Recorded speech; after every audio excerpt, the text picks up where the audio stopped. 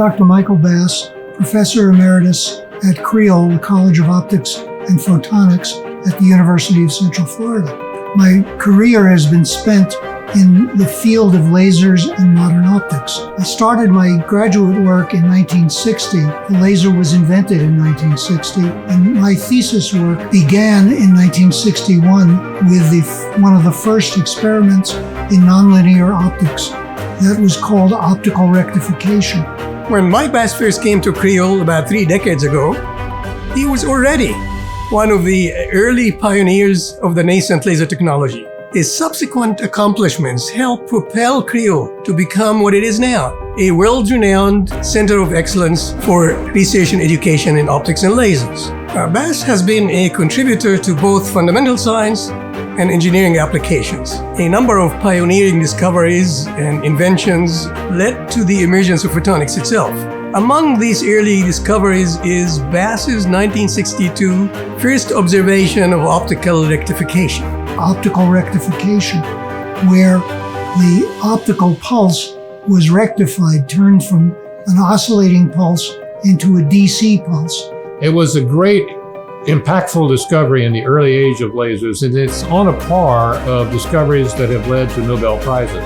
The forming of Creole attracted me to come to Florida because the kind of science, the kind of research I would want to do was going to be done at Creole. He's had inventions in lasers for medicine, Defense Department applications of lasers, high-power lasers for materials characterization, and for high-speed telecommunications. Michael Bass is a pioneering scientist, an innovative engineer, and a committed educator.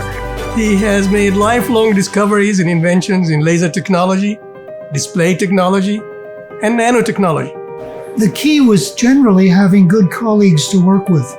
Their interests opened up my understanding of what kind of problems people encountered. Professor Michael Bass has an instinct for changing discovery into invention, and he's transferred that instinct to his own students.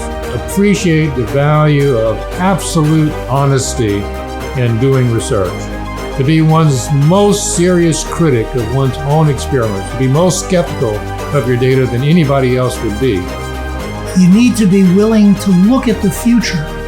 The future is more immense than the past. I mean, if I were to say the papers I publish and that stuff, that's much less important than to train the people and see them produce their lives and see them go on to be productive parts of this community in modern optics and lasers and so on. So that has to be the most important part.